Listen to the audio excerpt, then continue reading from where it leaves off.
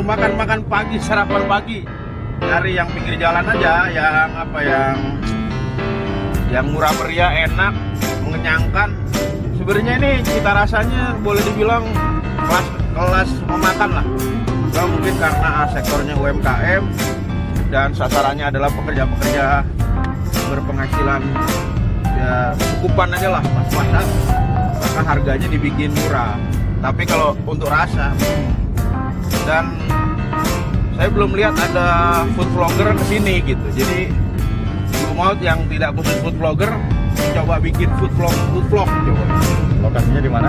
Lokasinya di Mangga Besar 1. Itu kalau teman-teman dari LTC masuknya lewat Polsek Taman Sari. Polsek Taman Sari. Nah, Polsek Taman Sari ke kiri Batan, ke kiri kanan tuh kan dari Mangga Besar 1. Nah, ini bentar lagi kita sampai nih. Di depan kita nih LTC nih. Sebenarnya nih pusat niaga udah lama dari zaman Belanda. Namanya LTC itu Nindetabes, itu perusahaan dari zaman kolonial. Cuma nggak tahu apakah perusahaan itu mungkin udah nggak beroperasi, cuma namanya melekat sama tempat itu. Tuh, nah ini kita masuk nih. Di pojoknya juga hotel lama nih, Hotel Jakarta nih. Dari zaman bahula ini nggak ada nih. Ini juga ada tempat makannya dan restoran. Cuma kayaknya kalau yang ini premium lah. Nah, sekarang kita masuk Jalan Labu nih. Jalan Labu. Di sini namanya gitu, labu, madu, bimbing, Buah-buahan kan? Apakah dulu ada perniagaan buah-buahan di sekitar sini? Bisa jadi. Jadi. Iya. Nah, tuh banyak. Ini gini-gini banyak pedang-pedang kecil nyempil-nyempil, enak tuh. Cuma orang suka nggak tahu kan? Oh iya, saya aja baru tahu. Nah iya tuh. Ada nyempil-nyempil begini nih. Nah, yang kita mau makan halal lah.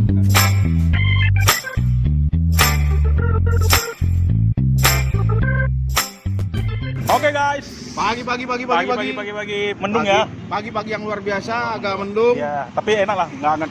Ini mau sarapan, Mau supaya sarapan ya? nyarap lah, istilah orang sini nyarap. Jadi Supaya- jangan sarapan dengan senyuman. Katanya sampai jam 10 udah lapar lagi ntar.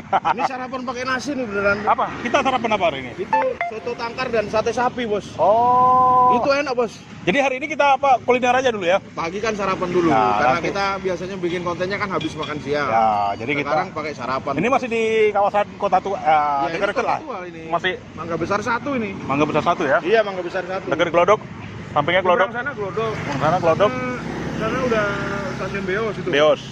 Nah, nanti kita explore lah sepanjang jalan ini. Ya, tapi pertama ini yang- sarapan dulu ya. Nah, sarapan dulu. Sarapan. Bersama dulu mah. Tos dulu udah lama nggak tuh? Wis. Nggak, karena udah excited ngelihat gerobaknya itu loh. Excited apa lapar? Oke, kita sana ya. Kita ke situ. Aduh. Ampun, LTC. Nindetabes. Itu perusahaan era kolonial itu. Itu ya, lama juga berarti ya? Tapi mungkin sekarang tinggal nama karena dulu di situ Oh, kan. ini cuma namanya aja ya. Sebagai penanda aja gitu ya.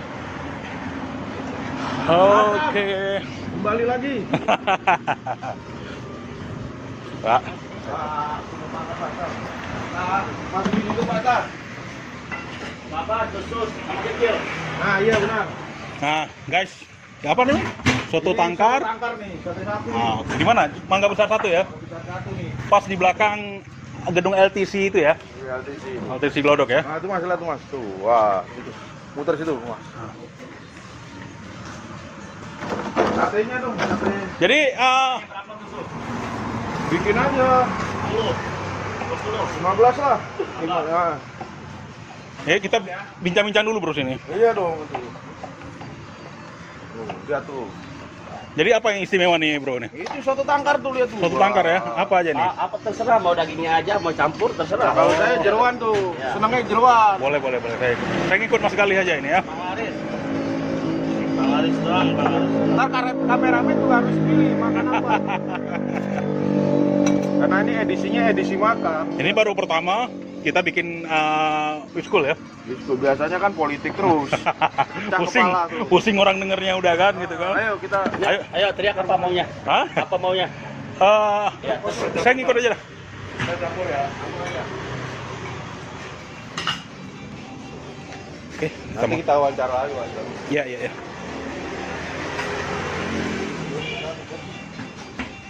Sini dong. Obat anduk guys. Kita nggak apa-apa konsumsi ini karena kita masih sering larang. Tapi habis itu agak keras-keras dikit aja kata Bang Rafa. Biar cukup, kalau lagi nggak cukup. Ya. Cobain bang, cobain. Gue paling seneng bagiannya Palnya, Pak. Ya. Ya, us. Gimana rasanya? Ini dia. Ini guys, begitu. Sambal. Tapi pagi-pagi jangan.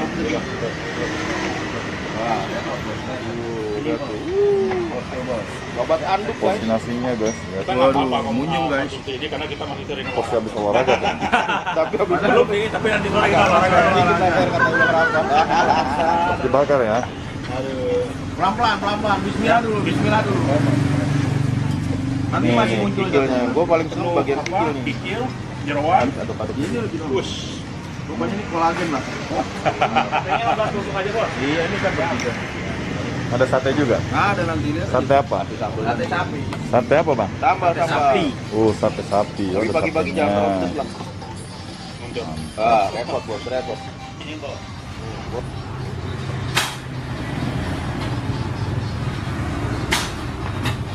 Pastam jualan mulai tahun berapa? Mulai tahun berapa ya? Deketin. Iya.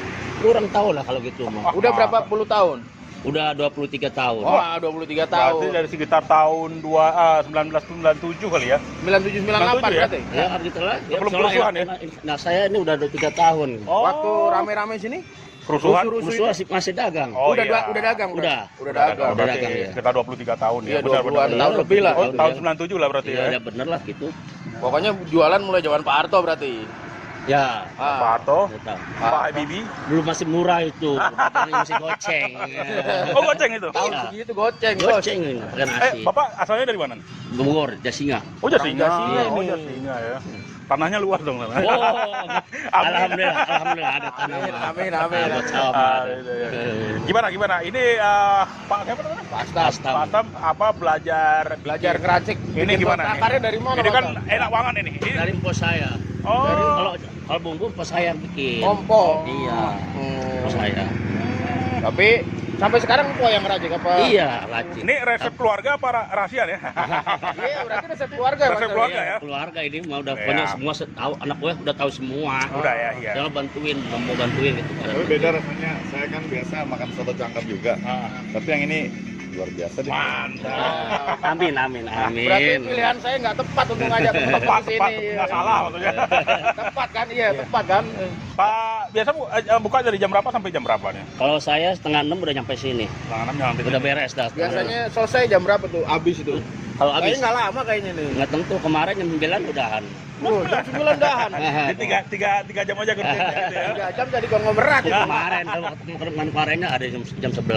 Oh, kadang-kadang Nggak nggak tentu ya. namanya dagang Kan ya. lagi di lockdown. Ah, Ada iya. SPB ya kan. PSBB, Iya, iya. gitu. Ya mudah-mudahan tetap lancar semua. Amin. buat PSBB. Iya, amin. Jadi bisa sampai sekarang anak ya, Bang. Anak ada anak yang terusin. Ini 2, bukan? Itu mau lain yang kerja sini. Ini yang anak saya nih. Nah, mudah-mudahan nanti sampai cicitnya lagi terus Amin. usahanya. Amin. Iya, amin. ini Amin. badannya gede anaknya karena sering makan soto terus. Tiap hari ngolah soto ya makan soto. Iya, nyobain, dicobain dulu ya. Iya, kalau enak buat dia berarti enak buat Enak, ya. yang lain kan gitu. Ya udah Pastam, kita pamit. Ya, Makasih banyak ya. Kapan nanti kita mampir lagi? iya, amin. Mungkin lebih banyak orang lagi kan? Amin. Kita bawa, amin. Mudah-mudahan. Iya, iya. Nah, sekarang bayar dulu. Nah, Nama channel YouTube-nya apa? Nama channel YouTube-nya? Duo Maut. Cek aja, Duo Maut. Ntar pasti kelihatan Duo Maut ada yang gendut-gendut. Nah, ada yang size-nya oversize, nah itu. Biasanya kasih busukannya. Berapa semua Pastam? 105. Alhamdulillah tuh, coba. Murah meriah. Ini Makan sampai apa? Rasa bintang 5 kan? Amin. harga kaki 5. Tapi hasilnya bintang 5 di kampung. Amin. Baik, Bos, apa? Makasih Pak ya. Ya. Ya guys. Oke. Udah Kalau kita udah selesai kulineran, Ya. masih bungkus kalau perlu sotonya luar biasa, satenya luar biasa. Cuma 105. 105.000 men. Iya, untuk Jakarta itu loh. Ukuran Jakarta segitu itu murah meriah men. Banget. Nah itu kalau masih kurang, itu masih ada pentol tuh, pakai Indomie tuh di situ tuh. Coba kita lihat yuk, walaupun kita nggak makan lagi. Mas, sini aja nanti bapaknya repot tuh lagi misalnya ini. Itu orang bungkus banyak loh itu. Iya, ya. Iya, dan itu rasanya enak. Gue pernah makan, tapi karena kita udah perutnya udah Udah penuh, kita nggak mungkin makan lagi kan. Tapi itu enak. Tapi kapan-kapan akan kita kembangin. Nah, ya. itu kualitas tuh. Maksudnya dengan harga 10.000 men. Per porsi 10.000 dapat Indomie seporsi sama pentol-pentol itu enak tuh. Kalau mau nyoba tuh. Kapan-kapan kita gitulah. Iya. Nyamperin bapak itu. Oke ya. Sekarang kita mau lanjut lagi ke urusannya apa nih? Habis ini kita habis ini mau beli cakwe sebentar di depan. Itu kita Sambil jalan. buat ngemil-ngemil cantik di mobil. Ya. Habis itu kita ke Pecah Kulit ya, sama Pecah Kulit. Gereja Zion ya. Gereja Zion. Tetap reportase sejarah. Reportase sejarahnya jalan. Meskipun ya Kuliner juga gitu ya. meskipun kita bukan sejarawan profesional. Oke. Sampai ketemu lagi guys. Ini mau beli cakwe nih, buat cemil-cemil cantik kita nih. Cemilan 10. Oh iya lah, ini masih di Mangga Besar satu. Masih. Ini pagi-pagi kulinernya udah banyak banget ini ya. Bang, kalau dipikir. Ayo kita beli dulu ya.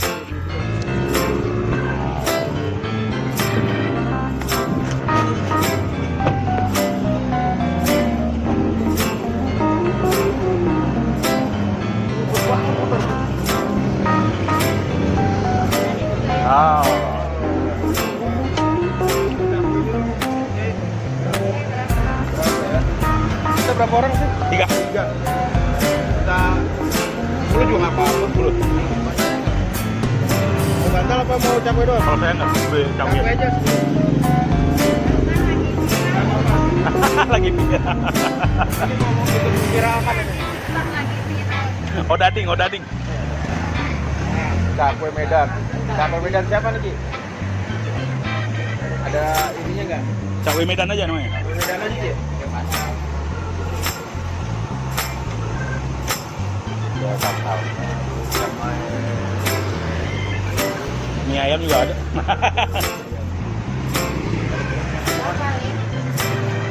Sepuluh Ki, minta yang panas ya. Enak.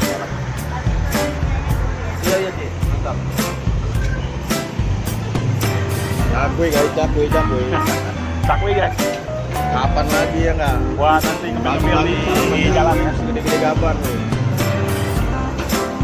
Mumpung masih di Mangga Besar, Glodok, di mana pagi-pagi aja udah banyak kuliner makanan yang tersaji.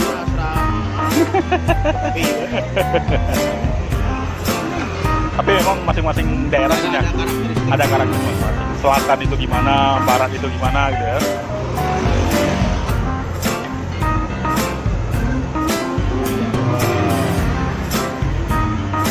Cakwe. Itu ada mie ayamnya juga tuh.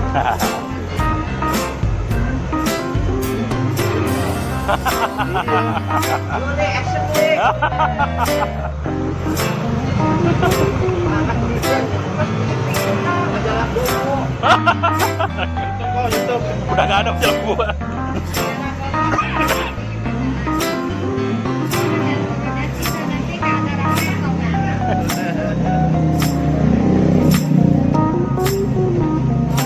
Emangnya enak banget. Enggak apa? Tempat. YouTube ya.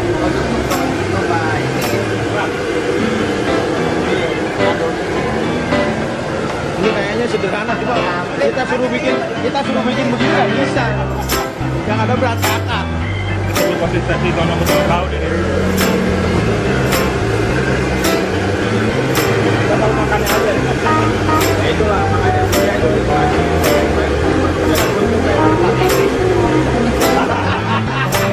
Sana apa di sana? Ini ayam. Yang satu tuh. Ayam satu ini.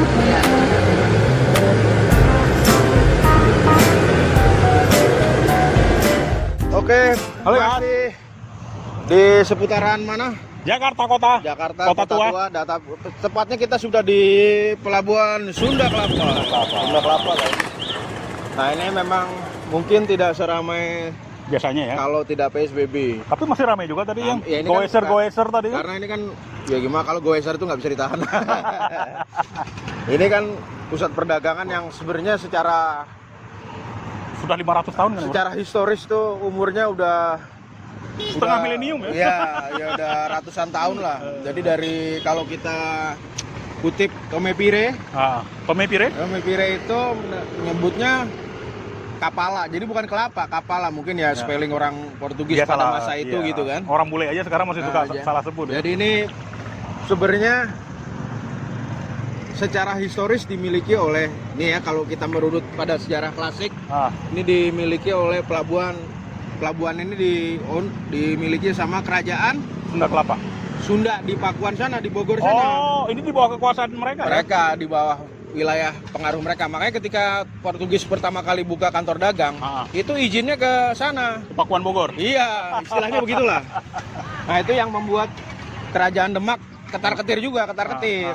Jadi melihat hubungan yang mesra antara kerajaan Sunda dan Portugis itu mungkin membuat iri lah ya gitu. Iya. Pasti namanya dagang kan ada sejumlah uang yang atau sejumlah barang. Nah, itu kan namanya Enggak, akhirnya kapan dianeksasi siapa yang menganeksasi siapa ini pelabuhan ini, Bro? ya akhirnya kan terjadilah tuh yang kemudian jadi titik awal ulang tahun Jakarta kan. Yang Penaklukan diserbunya oleh Sunda Kelapa oleh Fatahillah kan. Fatahillah, ya. Itu yang resmi lah, tapi mungkin akan ada perdebatan. Sejarah itu kan perspektif. Itulah menariknya sejarah gitu ya. Sejarah itu kan apa ya? Selalu debatable. Debatable gitu. Akan ada kemungkinan untuk terbuka interpretasi ulang kan gitu, atau penulisan sejarah ulang gitu. Makanya sejarah itu sebenarnya ilmu yang sangat menarik untuk dipelajari Iya. karena itu sebenarnya kontradiksi dengan perkiraan orang, di mana orang menganggap sejarah itu sesuatu yang kuno, sesuatu yang out of date gitu atau apa itu. Ada enggak kan kita itu selalu bisa diperbarui ya. Kontradiksi atau persaingan di antara kerajaan-kerajaan kuno itu bisa buat pelajaran. Ternyata benar perkiraan lu. Hujan, men. Jadi kita ke Sunda Kelapanya kayak nggak bisa jauh-jauh nih, cuma dari sini aja. Tapi kita lihatlah itu ya, itu kapal-kapal ini memang dulu ambil jalan? Nggak usah jauh-jauh nanti. Hujan, Tiba-tiba hujan itu. Nggak bisa ke sana, bisa masuk kapal nanti. Ya, cuma terus kita nggak keluar dari kapal lagi.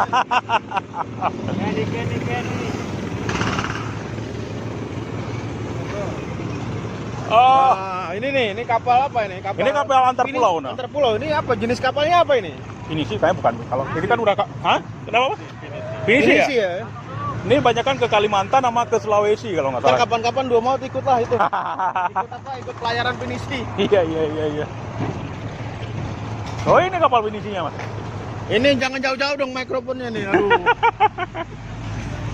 Kamu kayak Belanda aja di PDW semua. Wow, luar biasa lihat kapal-kapal ini ya. Biasa di luar. Biasa di luar. Dari sini aja lah, udah gerimis nih. Iya. Dari sini aja tuh. Oh, bayangin.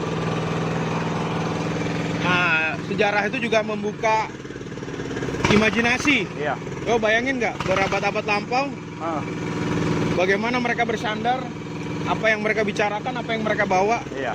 itu kan merubah dan mewarnai lah Mewarnai perjalanan Nusantara lah. Karena waktu itu kan belum ada Indonesia, Bos. Iya, belum. Masih kerajaan-kerajaan. Indonesia 1945 masih sangat jauh dari. Iya, tapi ada cikal bakalnya lah gitu. Iya, nah ini kita harus kembali ke sana karena hujan sudah mulai strong.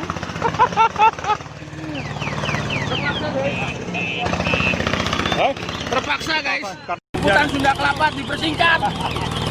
Nanti kapan-kapan kita sambung lagi ya. Nanti kita sambung lagi. Jangan-jangan ini kuliner nih.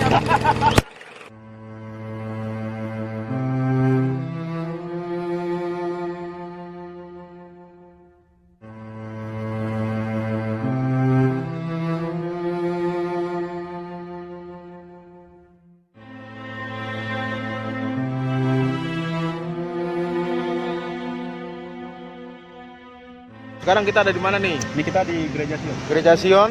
Ini salah satu Gereja tertua lanskap di rumah ibadah lah ya, rumah ibadah gereja tertua di Jakarta. Termasuk yang tertua. termasuk yang tertua di Jakarta. Dibangun di tahun berapa? Ini berapa? awalnya dibangun kan di sebelum itu. Jadi kan banyak ketika terjadi penaklukan Sunda Kelapa Jakarta Jakarta. sebelum diubah menjadi Batavia. Santai dikit. Baru makan tadi. Banyak makan apa tadi? Soto tangkar tadi Soto tangkar. misalnya. Nah, ketika ditaklukkan Portugis, termasuk juga banyak wilayah-wilayah Portugis katakanlah di Thailand apa sih? Sri Lanka ya. Sri Lanka. Malaka juga kan ditaklukkan oleh Belanda. Ada beberapa daerah sehingga banyak orang-orang yang Portugis itu dibawa ke sini, Portugis system namanya ya. Budak-budaknya gitu kan. Nah, Yogyakarta ini juga Sunda Kelapa ini akhirnya kan juga ditaklukkan oleh Belanda dari Portugis kan, dianeksasi dari. Walaupun itu kan punya bangsa kita sebenarnya, tapi kan ketika masa itu terus ketika masa itu kan akhirnya ditaklukkan oleh Belanda gitu kan. Setelah Tapi artinya, ada beberapa episode lah gitu kan. Artinya Portugis settlement tuh sudah ada. Artinya ini memang kemudian dibangun oleh para Portugis settler gitu ya. Termasuk juga ya banyak lah yang bikinnya. Nah, setelah ditaklukkan oleh Belanda membangun benteng dia di situ ya. Iya, benteng keliling kota Haute Batavia itu kan. Batavia kan. Sekitar 180 hektar wilayahnya itu. Wih, luasnya kan luas. Pada waktu itu udah gede banget tuh 180 hektar. Sekarang aja gede kan. Jadi gereja Sion ini dulu namanya berada di luar benteng itu. Di luar tembok benteng Batavia ya. Namanya kalau nggak salah dalam bahasa Belanda itu Portugis Buitenkerk Jadi gereja untuk orang Portugis, termasuk Portugis Mardisker. Yang Mediker itu bahasa merdeka ya. Orang-orang udah bebas itu, budak-budak yang udah mungkin hasil asimilasi orang Portugis dengan orang lokal dari budak dari apa yang sudah merdeka kan gitu. Jadi banyak mereka dulu kan ini sebenarnya cuma sebuah pondok lah ya. Pondok untuk tempat beribadah orang-orang yang ada hubungannya dengan Portugis gitu kan. Tentu waktu itu mungkin bangunannya jauh lebih sederhana ya. Tahun 92 ini dipugar, pondok itu dipugar, dijadikan Tapi bangunan yang ala Eropa ini dari tahun berapa ini? Tahun 1695. 1695 yang udah diresmikan. Udah berbentuk bangunan ala Eropa ya. Diresmikan oleh Gubernur Jenderal Belanda waktu itu, yang menguasai Batavia ketika itu kan. Jadi sebenarnya anak dari gubernur itu Peter Van Horn itu, Gubernur Jenderalnya Van Horn kalau nggak salah itu kan. Anak-anaknya itu punya andil juga dalam membangun ini, si Peter Van Horn itu.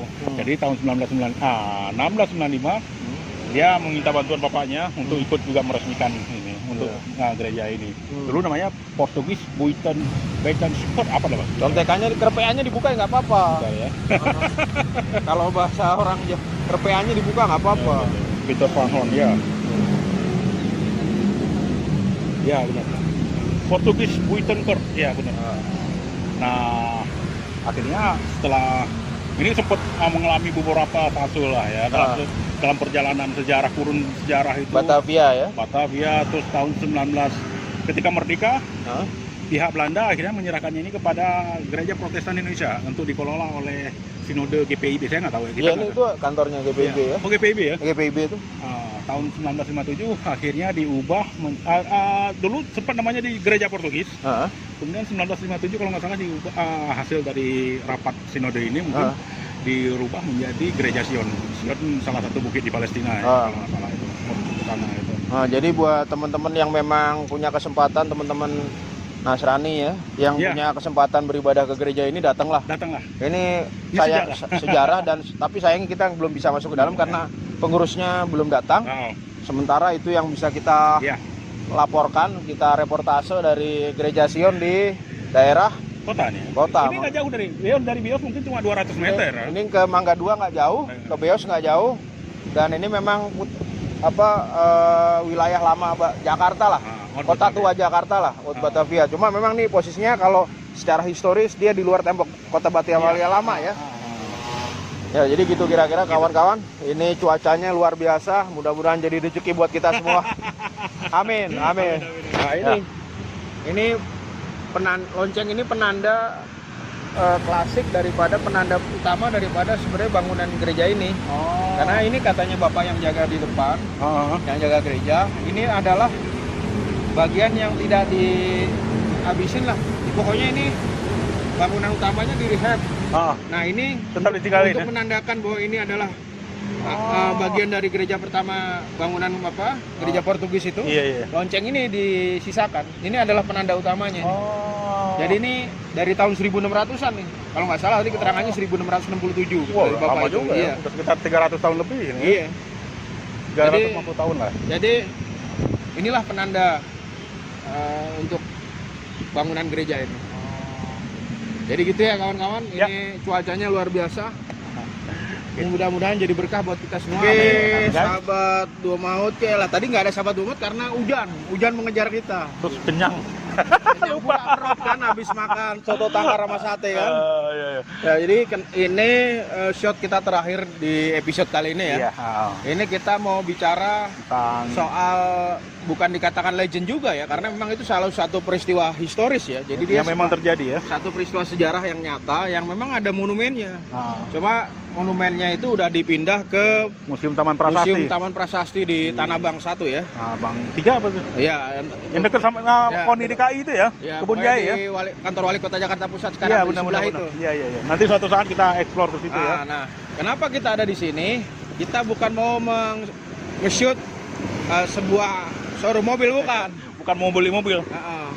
tapi doain aja ya. Tapi karena kita mau bicara Masalah Peter sejarah Peter Eberfeld. Peter Eberfeld yang akhirnya mengilhami daerah di sini disebut dengan daerah Pecah kulit. Pecah kulit. Nah, Ya. kita mau bicara sedikit soal peristiwa pecah kulit. Kenapa sampai sampai akhirnya namanya menjadi daerah pecah kulit kan gitu. Gimana itu? Nah, ini kalau kita bisa sharing. lihat Sejarahnya? sejarahnya memang Peter Eberfeld ini adalah kalangan The Have lah di Batavia ya. The Have ya? Ya, orang yang berpunya lah ya. Tapi somehow dia akhirnya dieksekusi sama VOC, sama pemerintahan VOC karena dianggap ingin melakukan makar.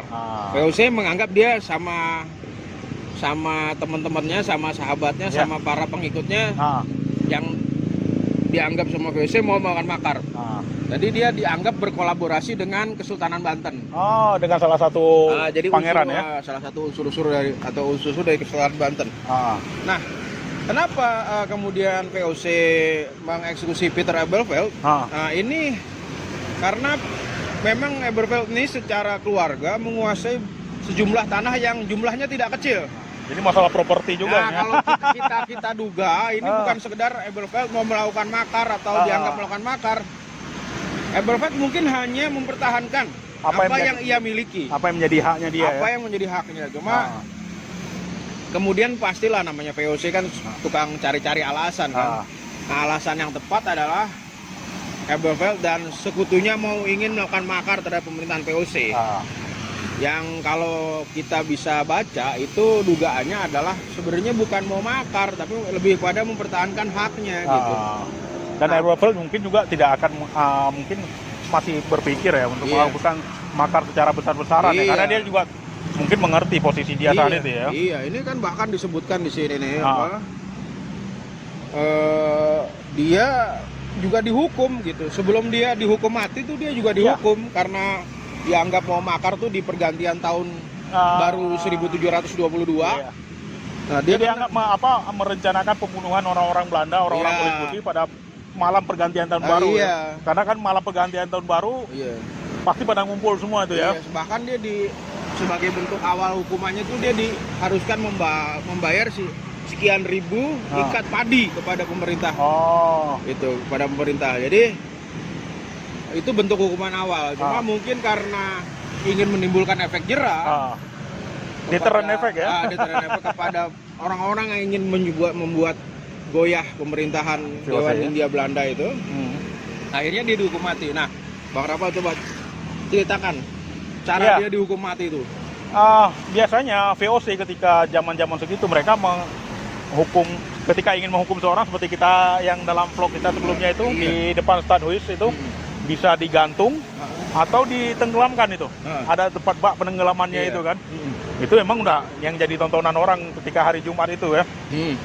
Tapi khusus untuk Peter Eberfeld ini, VOC itu merancang suatu hukuman yang jauh lebih, yang seperti Bang Galih bilang tadi, bisa menimbulkan deterrent effect yang sangat luar biasa. Jadi orang akan terbayang-bayang betapa dahsyatnya, betapa kejamnya hukuman yang diterima oleh Peter Eberfeld. Sangat sadistik untuk ukuran seperti itu. Jadi Peter Eberfeld ini masing-masing satu tangan dia diikat ke masing-masing satu kuda.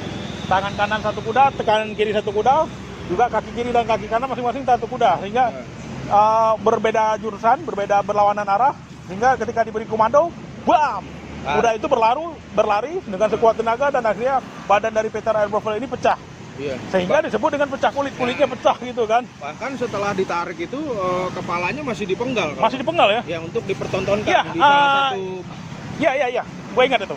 Jadi ditancepin di sini, kita nggak bisa bilang di sini ya, tapi di sekitar sini lah gitu ya. Ditancapkan di tombak. Di tombak. Sebagai penanda, kalau kalian mau melawan Iya. pemerintahan Dewan Hindia Belanda nih, lihat nih. Ada tulisannya itu. Iya. Jadi di bawah kepala yang ditancepin tombak itu, di atas tombak yang ditancepin kepala itu ada tulisannya itu. Ini Peter Air Buffalo yang melakukan perlawanan terhadap pemerintah Hindia Belanda. Jadi pesan nggak langsungnya lo jangan coba-coba lawan gua gitu ketika itu. Padahal ya gimana? Ya padahal gimana tuh? Ya padahal Peter Air Buffalo ini seperti Bang Gali bilang tadi, emang termasuk orang kalangan elit di masa itulah ya. Dia seorang Indo, dia lahirnya nggak di Indonesia, itu di Ceylon gitu, di Sri Lanka. Jadi kemudian dia migrasi ke sini dengan orang tuanya. Kebetulan orang tuanya itu Pak Air Buffalo senior punya keahlian untuk menyamak kulit. Keahlian yang waktu itu cukup berharga ya, Berharga. cukup bisa mendatangkan keuntungan yang luar Iya, biasa ya. karena kan kulit komoditas yang sangat diperlukan banyak ya, untuk pelana kuda, untuk banyak lah sepatu, semuanya banyak memakai kulit gitu ya. Dan orang yang bisa menyamak kulit, punya ilmu menyamak kulit ya, punya kedudukan yang bagus juga ketika itu. Sehingga Pak Air Buffalo senior ini punya kesempatan untuk mengumpulkan harta lah, hingga propertinya banyak dia. Sampai di Pondok Bambu dia punya properti, punya itu tanah. katanya konfliknya awalnya karena konflik tanah di Pondok Bambu. Oh gitu? Iya. Oh. Nah dari situ merembet kemana-mana gitu. Karena mungkin keluarga Eberfeld ini sama kalangan penduduk setempat tuh baik ya. Iya, Jadi mereka dia banyak dapat dukungan dari penduduk setempat. Itu juga mungkin yang membuat VOC atau Dewan Pemerintah Hindia Belanda itu resah kan, karena dukungan penduduk lokal kepada Eberfeld. Sehingga ditengarai ketika itu Peter Air Buffalo karena Belanda dalam hal ini VOC ingin mencaplok lah kasarnya ya tanah-tanah milik dia, hingga dia akhirnya meminta bantuan kepada Raden Kertadria dari Banten itu ya, supaya untuk Raden siapa diulang? Kertadria ya. Kertadria. Cuma kapan-kapan kita harus ziarah terus itu. Kuburannya daerah situ kalau nggak salah, di sepanjang Jakarta. Kita akan mungkin kalau suasananya memungkinkan kita akan ziarah ke makam beliau. Mudah-mudahan insya Allah. Mungkin juga ke makam Pangeran Jayakarta kan. Nah, di ini sendiri jalan Pangeran Jayakarta ini sendiri dulu bernama Jakarta Weg. Baik itu jalan ya kalau bahasa Belanda ya, Weg ya. Tapi bukan berasal dari nama Jakarta atau Jakarta ya, Jakarta itu. Karena dulu memang sini ada benteng namanya Jakarta Weg. Jakarta, namanya bentengnya Jakarta itu. Ini menurut tulisan buku Pak Alwi Shahab ya. Bukan Alwi Shahab ya, beda. Yang sejarawan yang khusus kalau dosen gue di kampus Pak Alwi Asegaf, dosen sosiologi hukum. Oh, beda ya. Lain lagi. Nah, di sini dulu tahun 1600-an ini suatu daerah yang sangat indah itu loh. Iya. Jadi pegawai-pegawai VOC yang punya hasil banyak dari mengkorupsi dari kegiatan VOC itu, mereka rata-rata bikin rumah sekitar ini nih. Sepanjang ini, karena ini dulu belum banyak perumahan sekarang. Jadi intisarinya tuh kalau mau belajar korupsi, belajarlah dari VOC. Jadi sebelum ada pejabat-pejabat sekarang yang korupsi itu VOC udah banyak korupsi itu. Jadi mereka membangun villa-villa di sini. Jadi villa-villa ini di pinggir Sungai Ciliwung ini, luar biasa itu. Jadi Ciliwung itu masih bisa berkaca, bro. Jadi dulu Jan Vittenburg itu ngacanya di Kali Ciliwung gitu.